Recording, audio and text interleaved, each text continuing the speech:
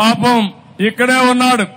అందరూ నాయకులు గౌరవాన్ని శ్రీనివాస్ సహా అందరూ నాయకుల్ని జైల్లో పెట్టారు. మునుస్వామి అందరినీ జైల్లో పెట్టారు. 30 రోజులు జైల్లో ఉన్నారు. నా కుటుంబ సభ్యులు జైల్లో ఉంటే నేను బాధపడి నా జీవితంలో మొట్టమొదటిసారిగా జైలుకి వెళ్ళా.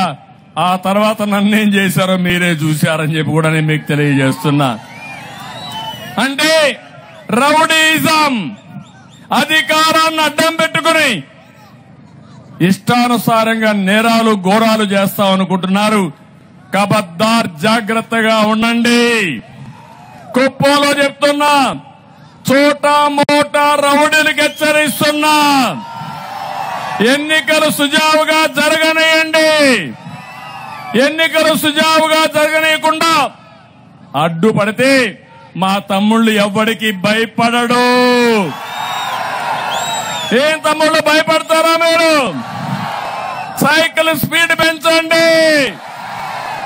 అడ్డొస్తే పచ్చడి పచ్చడిగా తొక్కుంటా వెళ్తాం కానీ ఎవరిని వదిలిపెట్టాం.